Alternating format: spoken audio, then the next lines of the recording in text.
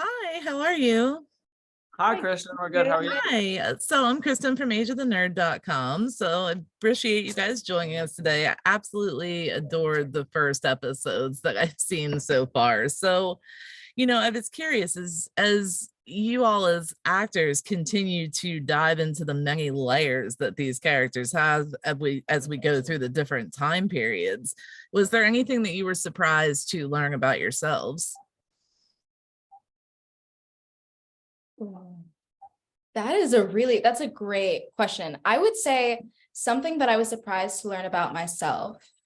Maybe just to me, like the true definition and what it means to be like ride or die or like just a good friend in general. I think that it really, because Isabella is she's a hardcore friend. Like she doesn't mess around when it comes to her friends. And I think that for me, she takes things a little too far sometimes, but I think for me, internally, it also not helped me, but it made me kind of like think about my friendships and my relationships. We filmed in Vancouver. So I was like, when I show back home, like what's the type of friend that I want to be to people? How do I want to show up in other people's lives? And loyalty as well, like really checking and making sure that the people around me are as loyal as the character that I'm playing, and that I'm also loyal, showing that loyalty back to them. Hi, I'm Rito. I'm from the Philippine Daily Inquirer. So I'm so thrilled to meet all of you. One of the things that makes this show consistently compelling is the characters. I call it delicious ambiguity. You never really know if you're seeing a person's real character. For each of you, what did you do to channel your character's dark side? Because they're very likable, but how did you channel that? Um, for me, I used music was a really great tool. I had a playlist for each version of Isabella. So a playlist for summer 99, winter 99, and then summer 2000. In my summer 2000s playlist, it was really dark.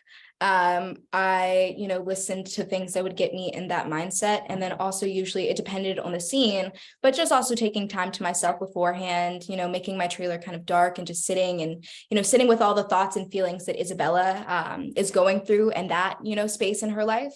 But I would say that music specifically, and then also another thing, hair, makeup, and wardrobe, when you're in those looks, like it's hard not to kind of, immerse yourself into that version of the character when you are looking so oh my gosh, goth and depressed. It's hard not to like switch into that mode. Yeah, I totally agree. It's like it does come down to, what you have on the outside kind of reflects the way that you're feeling on the inside. For Megan, especially, she's using that hard exterior to mask what she's going through, and to protect herself from the outside world. And yeah, music too. And I think it's all really in the script too. If you look at the page and you see what these young girls are going through, it's not hard to imagine how difficult that would be and to kind of tap into that, Yeah, I wish I had a goth look. I don't. I have pretty similar looks from both timelines. So I never got to explore the dark side as much as these gals did. But later on in the season, like it gets a little darker. And I really just got to have fun with it. I don't know. I think it's fun to throw that bit of spice in there of like, okay, and I'm gonna play someone who's really goth and depressed. You kind of like feel like everybody has all those like feelings and emotions inside them sometimes. And I always see those kinds of scenes and those kinds of roles or moments of the character as like outlets to just kind of like let that stuff go. It's fun, you throw on a playlist that reminds you of some angsty time in your life, and then you're like, yeah, I'm just gonna let it roll.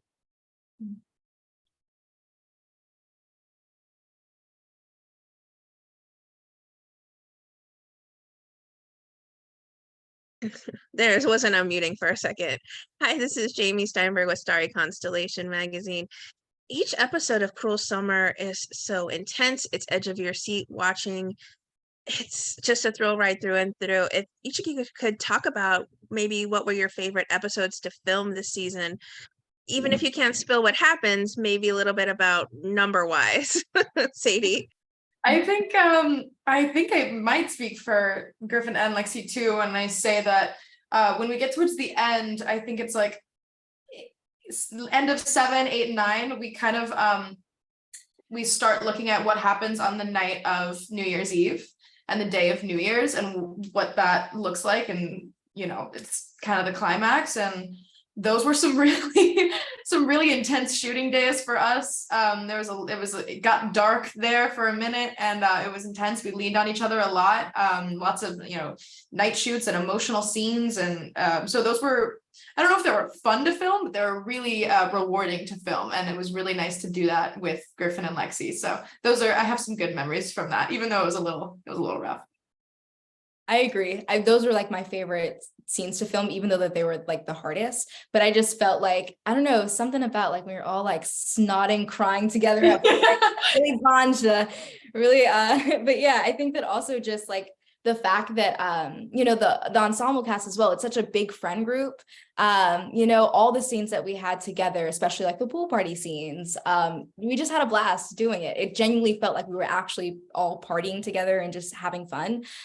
So those are the best kind of moments where it's actually authentic. Yeah, I would echo that. I think actually though, I would go for the earlier episodes. I really enjoyed those, kind of when we were all getting to know each other, and we would have those crazy long night shoots. No better way to get to know somebody than to work with them for like 2 weeks straight, from like 4 p.m. to 5 a.m. in a freezing cold pool. And you see every version of a person in those 2 weeks. You see like how they are at their happiest, how they are at their most stressed, how they are when they're completely delirious. And then you're also going through all that at the same time. And I think it's the fastest way to get to become close with somebody. So, I mean, maybe not in terms of filming wise, but from I mean, scene wise, but in terms of like just filming and what I look back at as like the best, most fun episodes, I'm thinking early on night shoots, because they were brutal and they were in a way not fun at all, but because we were all going through it together, it became really, really fun.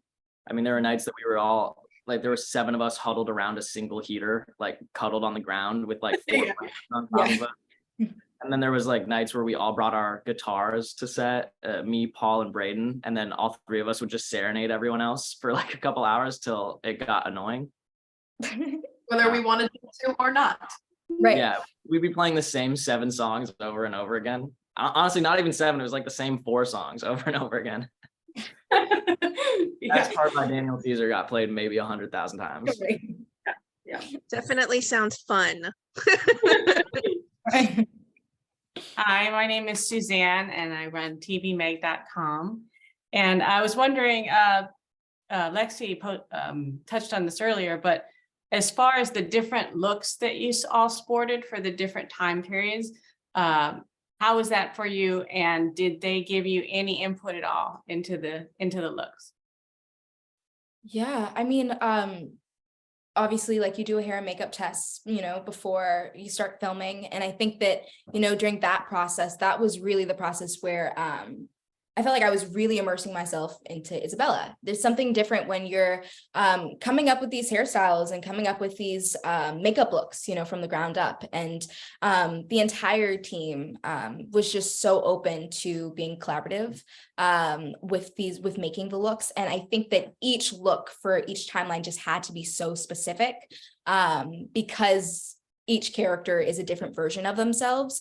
So the makeup and hair absolutely has to reflect that. But it was also like really great to be able to have that piece, because like I said earlier, it only helped us more when it came to our character arc and switching back into those that certain mindset that our character was going through. Sadie?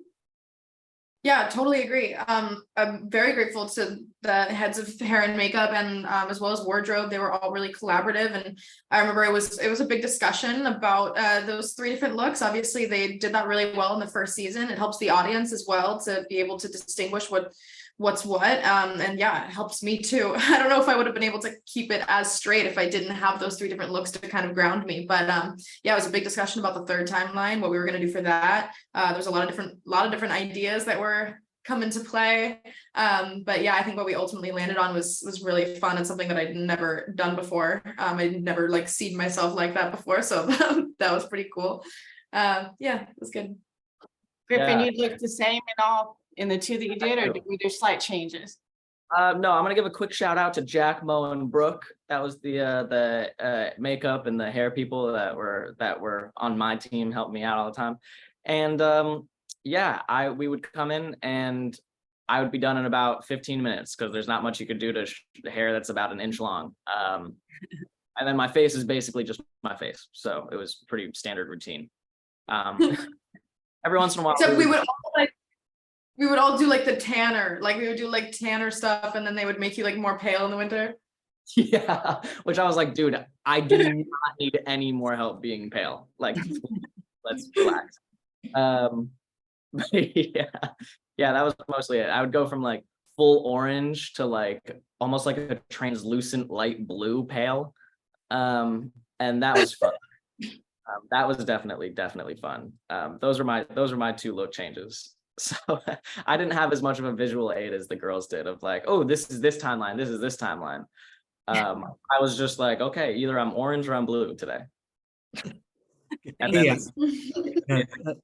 this is my cues from TV America. I was going to ask something different, but first of all, I got to ask you, when you're talking about the freezing cold swimming pool, what time of year was this in Vancouver when you were filming this? So you go ahead, Griff. Backwards, it was hilarious. I mean, we're shooting all the timelines at once, right? But early on, I think we were really summer heavy. Yeah. We were shooting that just at the end of winter, so like almost springtime. So it was really cold. Okay. And not only are we really cold, we're also wearing summer clothes. And then during the winter time, it got unbelievably hot, and we're all wearing 4 layers of sweaters and jackets. Okay, thanks. And the thing I was going to ask Sadie, Sadie, you're the one person who's had a chance to get pretty close to a regular teenage years. So the other 2 stars were working during that time, but you had some time when you had a regular summer. What was your typical summer for you like before you became an actress? That's a fun question. Yeah, I guess I had a pretty normal childhood growing up. I started acting when I was 16. So before that, I was just like, honestly, I remember just hanging out with my next door neighbor, Courtney, every single day. And we would like make little like videos on our phones and like make little movies. And we would like ride our bikes in the neighborhood. It was all very normal, very cute, good times. Didn't kill anybody. Okay, cool. Thanks a lot. That we know of. Hi, Jenna Nagasi, Gazeta News, and Jenna on camera. Nice to see you, Sadie and Lexi again. And the question is, did you guys ever find yourselves like judging your character of any situation or any actions that they did? And how did you separate yourself from that judgment? Griffin? Oh, well, sorry. I was sorry. I hopped in there way too early. But yeah, I judged Luke all the time, personally. He makes a lot of silly decisions. He's got some issues to work through. And he doesn't make the right choice a lot of the time. But that's okay. He's young. He's dumb. He's learning. But I always had to justify it and go, even if I don't agree, like with the clothing choices, as a mild example, I'd go, I hate wearing this. This looks bad. But in my mind, in the back of my mind, I'm going, okay, but Luke likes wearing this. He feels comfortable in this. He thinks it looks good. And it's like, you apply that to everything. You have to. You have to be your character's own biggest advocate. Even if you personally don't agree with what they're doing, saying, or thinking, you have to recognize that at the end of the day, they believe in it full-heartedly. That's who they are as a person. So you have to find a way to excuse it. You have to find a way to justify it to yourself so that you can justify it on screen and for the scene and for everyone else. Yep. Thank you, Piggyback- Lexi. Yeah, I was about to say, I was going to piggyback off of what, he's saying. I feel like as an actor, it's our job to be our character's keeper, and it's never our job to judge our character, regardless of what they're going through or the choices that they're making. And so, you know, while obviously Lexi, myself, I may not necessarily do the same things that Isabella does. I am though playing Isabella. And so I do have to remember that. And I have to remember that while that's something that I may not do while I step, you know, on my world, you know, outside of set, but this is something that this character is choosing to do and I can't judge her. All you got to do is just go with the flow, go with it and trust the writer and trust that, you know, your character is somewhat making the right choices, even if you don't agree with it. Sadie, anything to add?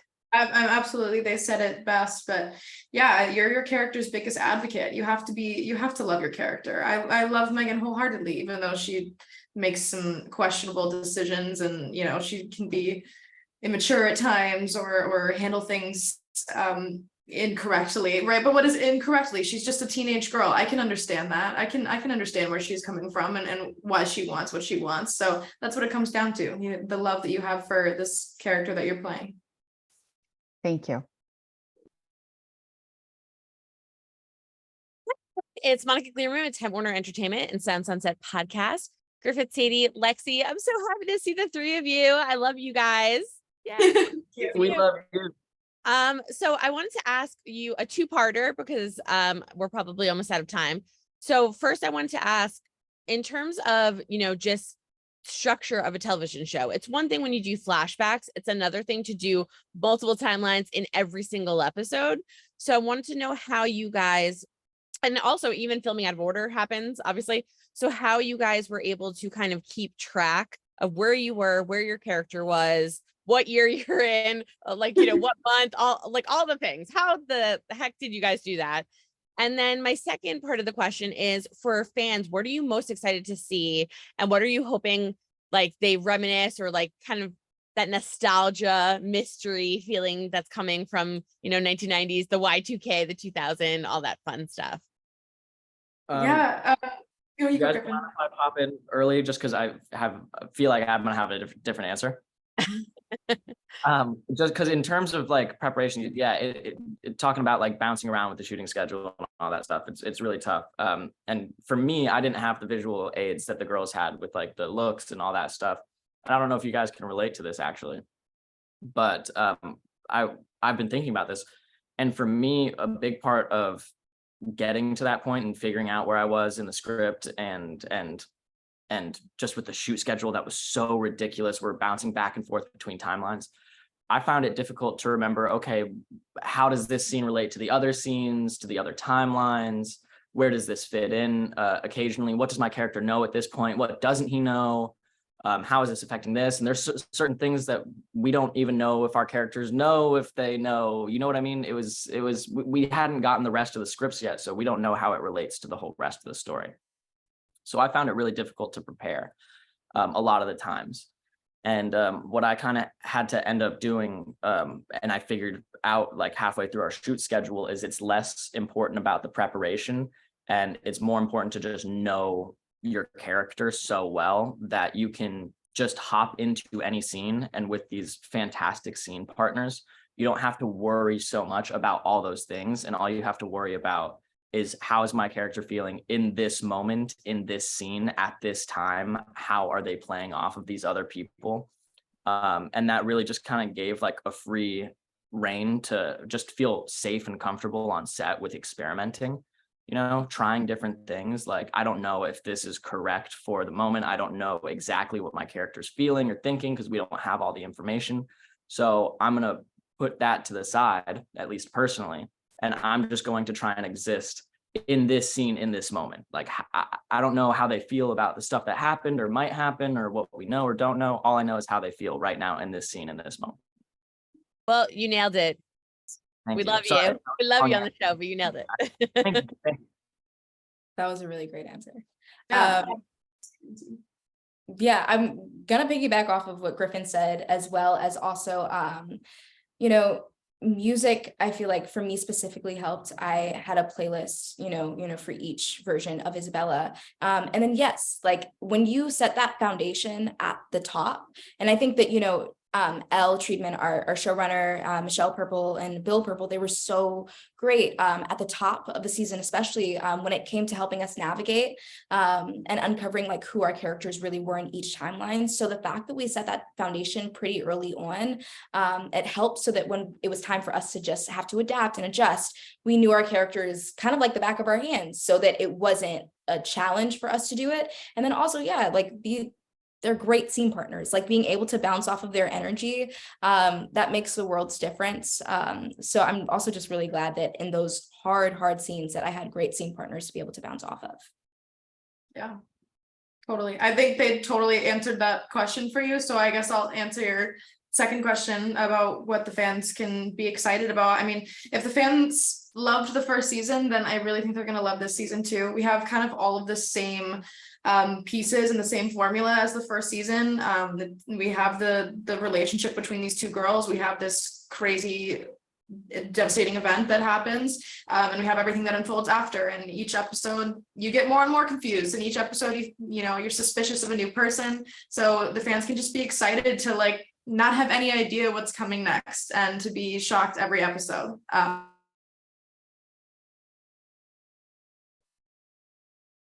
Yes. Okay, we lose her. That part. Just in time. Frozen. Okay, well, I want to thank you guys because you're amazing, and I love the three of you, and I've interviewed you guys many times, and you guys nailed it. So congratulations. I was so Thank guys you. are so True. So good to see you Great all. job. Sadie says the Thank you, same. everyone. She feels the same way. Thank you. Yeah. On her behalf.